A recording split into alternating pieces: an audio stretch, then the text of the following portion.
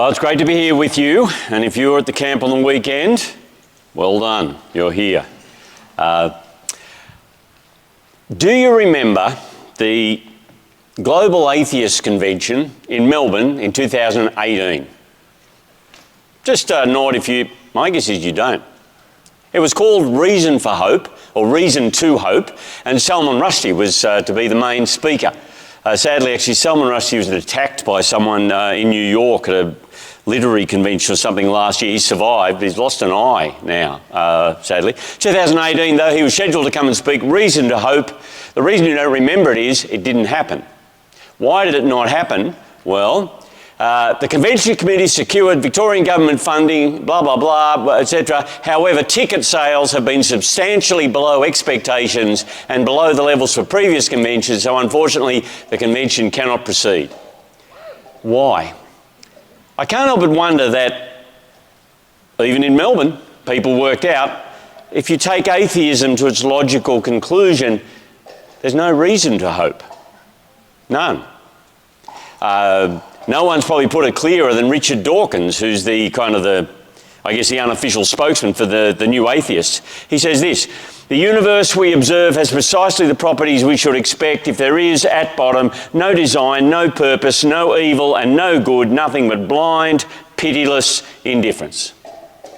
So folks, we are all doomed, if that's correct. In fact, Doom is the name of a book that I read by Neil Ferguson, famous historian who says he's an atheist.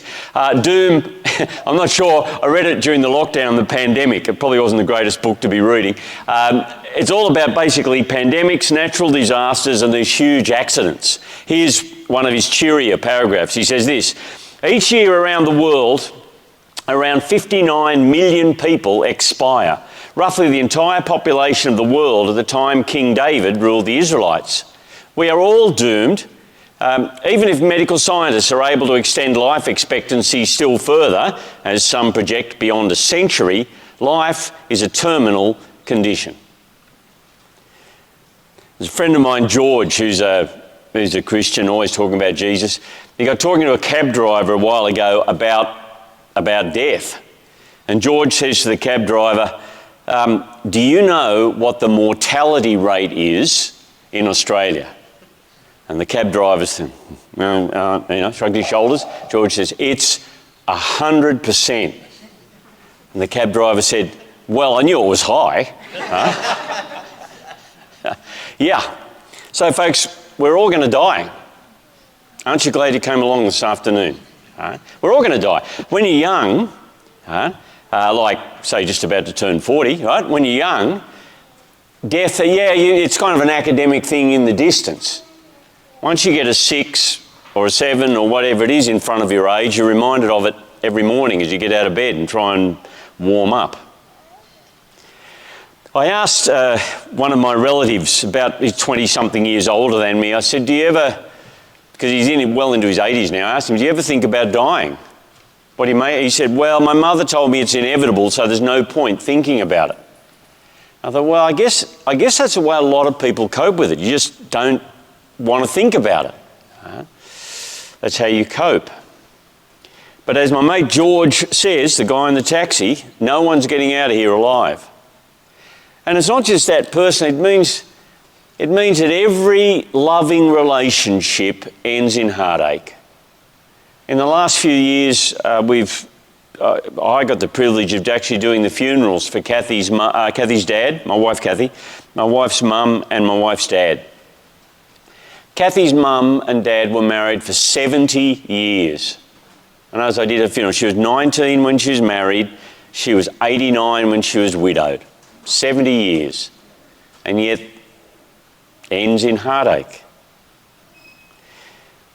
You know, it's very hard, the Global Atheist Convention, it's very hard to live without hope. Real hope in the future makes such a difference now. Let me tell you a story that I saw how powerful hope is. In 2010, in the northern part of Chile, at the San Jose gold mine, there was a massive cave-in, right, August 2010. And there were 33 miners trapped 600 metres underground. Now they were trapped, the 33 of them were trapped for 69 days. And they all got out safely, which is the longest period of time anyone's ever been trapped in a mining disaster and actually survived. How they got them out was in like a torpedo tube in a shaft, and they put them up on the cable one at a time, etc. But it took a long time to find them underground. And so there's the torpedo tube thing coming out. But they were trapped, the miners were trapped underground. They didn't know if anyone would find them. And after 16 days of sitting in the dark, they said half of them were contemplating suicide and the other half were contemplating cannibalism. Now I thought, well, that could maybe work, but no, anyway. So they're basically, and then something happened at day 17. That is, a little shaft, let me go back, they managed to drill a tiny shaft from the surface down into the cavern that the miners were in. Not big enough for anyone to escape, but it just meant light and hope. And they lived on that. They were able to get stuff down to them for 52 more days. They survived. And then they all got to the surface and everyone was really happy. Wives and girlfriends were waiting there. Everyone was happy, except there was one man whose wife and girlfriend both showed up. So it wasn't quite so happy for him. They even made a movie about it. What's the point? Hope in the future, that shaft of light, makes all the difference now. Now what I'd like to do is read a story with you that is really about a shaft of light that comes from God via his Son into our dying world. It's a story that if you grasp hold of it, it changes everything, not just in the future, but now. So if you want to have a look, let's have a look at John chapter 11. All I'd like to do is read that story. I'm actually going to read through to verse 44, read the story and then ask two questions. So if you can follow it, the first 26 verses are printed there, or if you've got a Bible, even better. Just to put it in context, John was Jesus' closest friend and he's written the story of what Jesus said and did. In John chapter 10, Jesus is in debate once again with the religious leaders of his time, and Jesus is kind of hinting that he is God become one of us, and they are, scandalised and they actually plan to kill him. And that Jesus is not ready for that yet, so he steps back and goes back to a place on the other side of the Jordan River where they were baptising earlier. There's two places in Israel called Bethany. One is Bethany near Jerusalem, which is the little village where the action takes place in this story. The other is called Bethany beyond the Jordan, and is literally on the eastern side of the Jordan. So when they send a message to Jesus, he's at Bethany beyond the Jordan, and the story takes place in the other Bethany. Okay, so let's read the story. Chapter 11, verse 1. Now a man named Lazarus was sick. He was from Bethany, the village of Mary and her sister Martha. This Mary, whose brother Lazarus now lay sick, was the same one who poured perfume on the Lord and wiped his feet with her hair. Now that hasn't happened yet. In John chapter 12, Mary does that. Keep reading, you get the story. Verse 3, so the sisters sent word to Jesus, Lord, the one you love is sick. When he heard this, Jesus said, this sickness will not end in death. No, it is for God's glory, so that God's Son may be glorified through it. So all the sadness and heartache that's going to happen for this little family, ultimately for God's glory, and they'll see that in hindsight. At the time, they just grieve. Verse 5, Jesus loved Martha and her sister and Lazarus, yet when he heard that Lazarus was sick, he stayed where he was 2 more days. Now here's the thing, this is a New International Translation, great translation. But you see the beginning of verse 6, yet, it's not quite as strong as the original. What John says is Jesus loved Martha and his sister and Lazarus, therefore he heard when Lazarus was sick, he stayed 2 more days. It's because he loved them that he stayed longer. Why? Because something needed to happen that they and us needed to know about or needed to see. So verse 7, then he said to his disciples, let us go back to Judea. 2 days later. But Rabbi, they said, a short while ago the Jews tried to stone you, and yet you are going back there? Jesus answered, are there not 12 hours of daylight? A man who walks by day will not stumble, for he sees by this world's light. It is when he walks by night that he stumbles, for he has no light. Now it's a little hard, I'm still trying to work out exactly what Jesus means. He may be saying, like he said back in chapter 8, I am the light of the world. So there he says, I am the light of the world, whoever follows me will never walk in darkness. Or later on, when Jesus is about to be arrested, he'll say, now is the hour that darkness reigns. I'm not sure which one he means. Right? So verse 11, after he said this, he went on to tell them, our friend Lazarus has fallen asleep, but I am going there to wake him up. Tell you what's interesting, when you read the New Testament, whenever the New Testament writers talk about someone who follows Jesus, we call them a Christian, someone who follows Jesus, that they've died, they don't say they're dead. They say they're asleep. Why? Because sleep is temporary, it's nothing to be afraid of, and you'll wake up from it one day. So Jesus says he's going to wake him up. Verse 12, his disciples replied, Lord, if he sleeps, he'll get better. Jesus had been speaking of his death, but his disciples thought he meant natural sleep. So then he told them plainly, Lazarus is dead. And then you get a hint of why Jesus waited 2 extra days. Verse 15, for your sake I'm glad I was not there, so that you may believe. So that you may believe. Let us go to him. In verse 16, then Thomas, called Didymus, the word Didymus just means he had a twin. That was the way they talk about people who had twin brother or sister. Then Thomas, called Didymus, said to the rest of the disciples, let us also go that we may die with him. Thomas really must have been a little ray of sunshine, I reckon. The great optimist. Anyway, now we're not told how many of the disciples went with Jesus. We can be sure John was there, Thomas, we don't know how many others went with him. So verse 17, on his arrival, Jesus found that Lazarus had already been in the tomb for 4 days. Now why is that significant? The scholars tell me that the rabbis of the time believed that when someone died, their spirit kind of hovered around the body for 3 days. And then after that, it was like the spirit was gone. John's saying, no, it's 4 days that Lazarus has been dead. Verse 18, Bethany was less than 2 miles from Jerusalem. If you like details, John actually says it was 15 stadia. Stadia was 185 yards. I worked it out, it's 2.76 kilometres. Okay, why does that matter? There's still a village today. It's run by an Arabic name called El-Lazira, which means the place of Lazarus. You can visit it today. Point being, this stuff really happened. It's not Mordor or Harry Potter or Star Wars. You can go there and see where this happened. Verse 19, because it was only a couple of kilometres from Jerusalem, and many of the Jews had come to Martha and Mary to comfort them in the loss of their brother. When Martha heard that Jesus was coming, she went out to meet him, but Mary stayed at home. That fits what we know about the sisters. Martha was the get-up-and-go girl. I don't know if you remember the story in Luke about her doing all the hospitality and cooking, etc. Verse 21, Lord, Martha said to Jesus, if you had been here, my brother would not have died.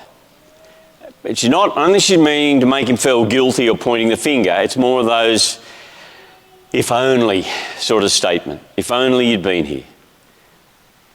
Verse 22, she says, but I know that even now God will give you whatever you ask. Jesus said to her, your brother will rise again. Martha answered, I know he'll rise again in the resurrection at the last day. Now what does she mean? Because Martha's she's a Jewish lady in the 1st century, she would have believed with the other believing Jews that there would be a resurrection day at the end of time and God would judge everyone. Daniel, Old Testament book, Daniel chapter 12 verse 2, multitudes who sleep in the dust of the earth will awake, some to everlasting life, others to shame and everlasting contempt. There'll be a judgment day and everyone will rise. And Martha says, yeah, I know, he'll rise in the last day.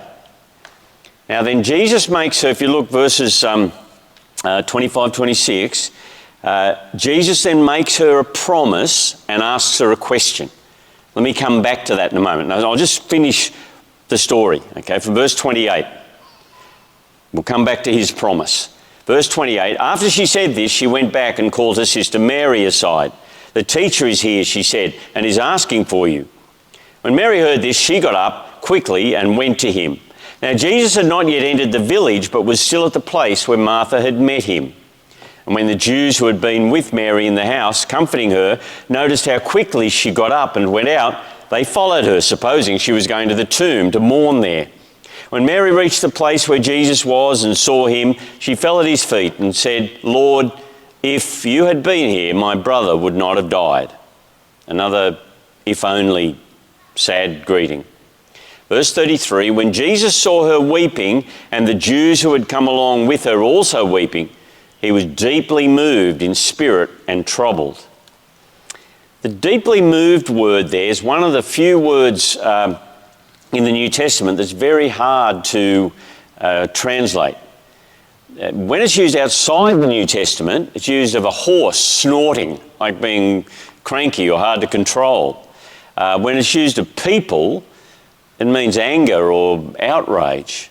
So Jesus looks around at the weeping and the mess and the sadness and saying actually he feels angry or at least really stirred up.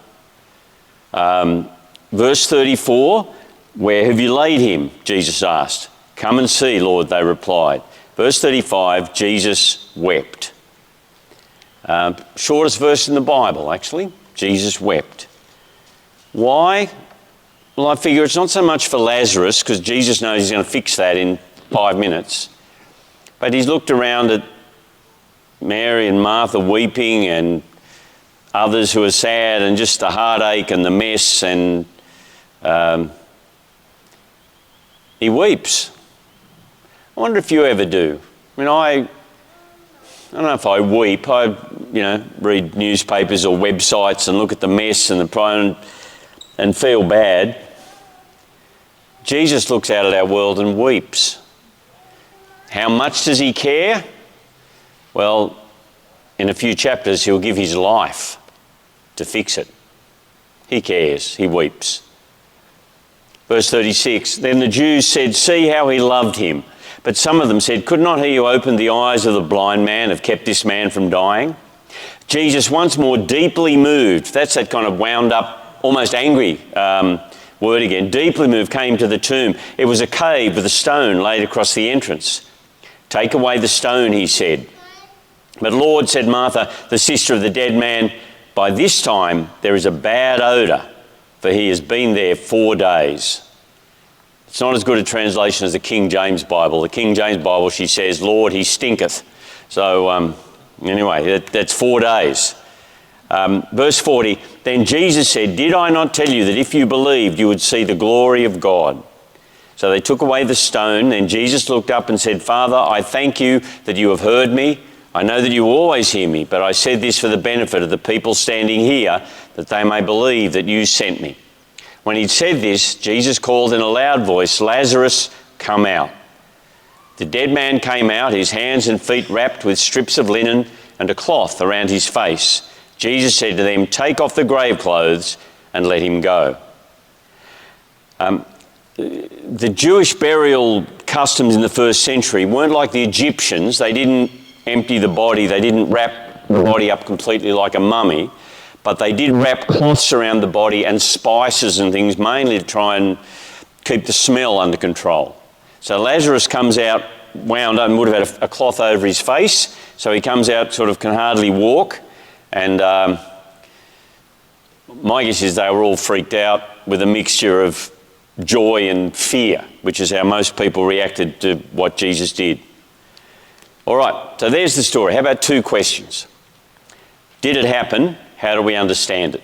Did it happen? What does it mean? Did it happen?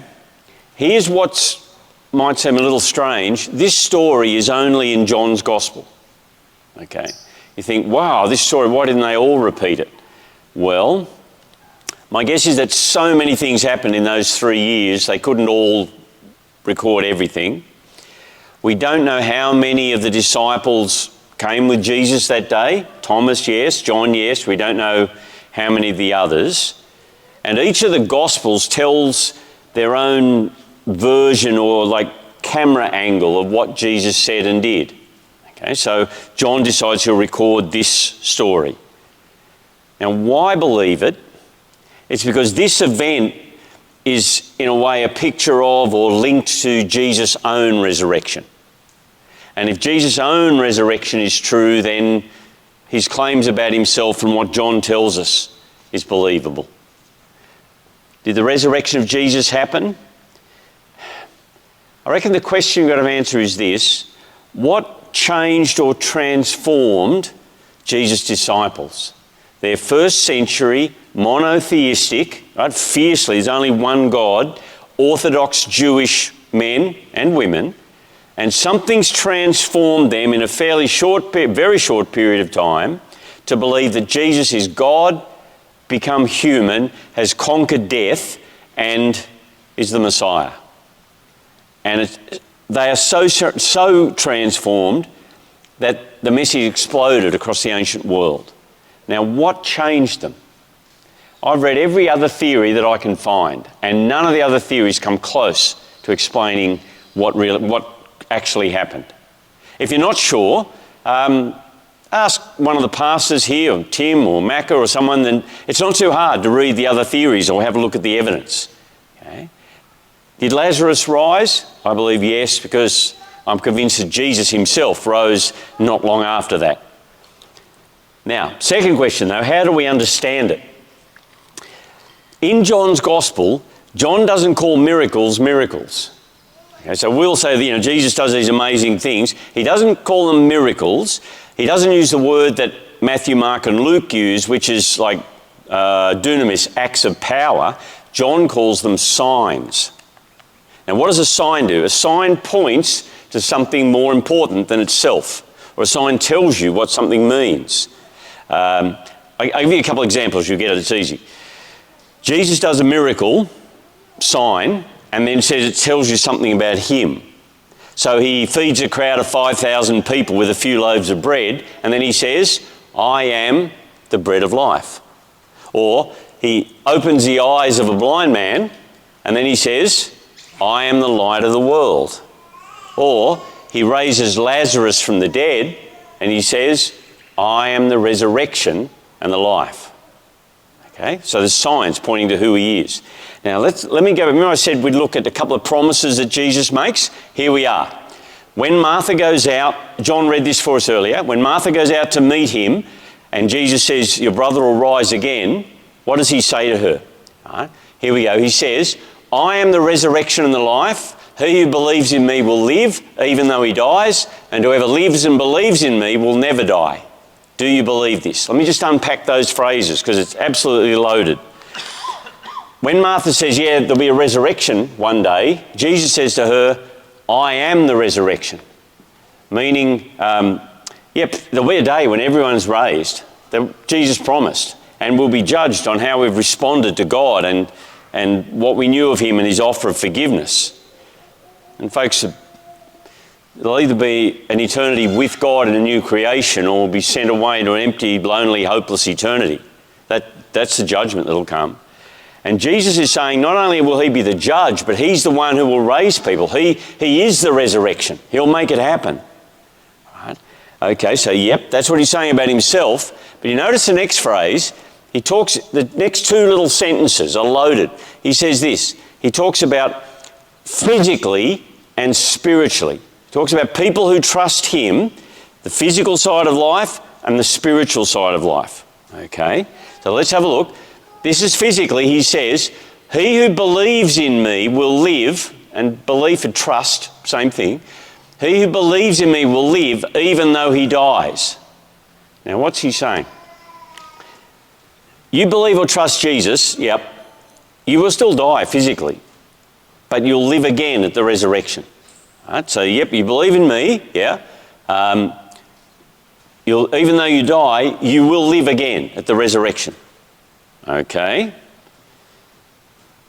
You with me? Yeah. If more than three of you nod, I'll keep going. If not, I'll just have to go over it again. Does that make sense? Yeah? I was at least 4 of you nodded then, okay. All right. Physically, yes, but what's the second sentence mean? Second sentence says, and whoever lives and believes in me will never die. He's talking about spiritually. All right, so, yeah, you'll die physically and you'll live again, but if you believe it, if you live by trusting him, you'll never die spiritually. Now, what does he mean? It's because our culture, and most of us think of death as the end. That's not the way the Bible thinks. The Bible thinks of death as separation. Okay? Separation. So, if you don't know God through Jesus, the Bible says you're spiritually dead. There you go, that's pretty in your face, isn't it? So, you're spiritually, what does that mean? It means your spirit is separated from God. What we call physical death isn't the end, it's a separation of your spirit from your body. Right? The Bible talks about the second death, which is separation of spirit and resurrected body from God forever. So death's about a separation. Now, if you understand that, what's he saying? He's saying, you live and believe or trust in me, you'll never die. You'll never be separated from him. You'll always be with him. And then he asks the question, do you believe this? Now in the Bible, belief and trust, same thing, same word. Why would we trust him? Well, he's the one who wept over our world, etc. There's compassion there and the power to fix it as he raises Lazarus. The one you can trust is the one who has compassion and power. Now, how do people respond? Well, if you keep reading, you'll see that some of the Jewish people who see this believe in him and trust him as the Messiah, and some can see Lazarus raised from the dead and they go and tell Jesus' enemies who plan to kill him. What does that show us? Well, belief or trust in Jesus isn't primarily a matter of evidence. It's good to look at the evidence and show people and etc., but it's mostly a matter of the heart before God. How does Martha respond? She says, yes, Lord. She told him, I believe that you are the Christ, the Messiah, the Son of God who was to come into the world. Just as an aside, and then I'll finish up, sometimes it can be hard to work out what we actually believe. I've been following Jesus, I think it's 44 years now, and I still have doubts. I still wonder, do I really believe this? Do I believe it enough? What do I believe? And maybe you're like that too. Maybe you think, oh, do I really believe Jesus? Do I not? How do I know? Sometimes I doubt, etc. Jordan Peterson, who's a Canadian psychologist all over the internet, etc., said something I thought was interesting. He said, if you want to know what you actually believe, here it is. He says, you can only find out what you actually believe rather than what you think you believe by watching how you act. Isn't that interesting? Right? So you think, oh, well, do I really believe do I really trust you? Well, have a look at how you act. Do you live with Jesus as your Lord? Do you actually trust him and his wisdom and care and how you live? That's how you know. Right? Interesting. Jesus promises, trust him, right? And we'll never die. We'll never be separated from him, and we will live again. And that trust, yep, sure, end of life, when you die, makes all the difference, but it does make a difference now. And if you're not a follower of Jesus, understanding that and that hope in the future does make a massive difference now. And if you are, look, sometimes it can feel like not a lot. Right? Sometimes, to hang on, yes, he did rise from the dead, yes. Sometimes it can feel like you're just hanging on, but it's enough. It's a little bit like that shaft of light that came 600 metres for those miners, etc. Just a little hole in the wall and the light, and it may not have seemed like a lot, but it was enough. And knowing Jesus rose again, knowing his promise, it's enough to hold on to now. And it makes all the difference. You pray with me? Our Father, we thank you for this promise of Jesus that those who trust him will live even though they die. And those who live and trust him will never die. We thank you that Jesus' own resurrection proves that he can keep this promise. We ask, please, we may all come to trust him and so live with hope and confidence and joy. And we ask this in his name. Amen.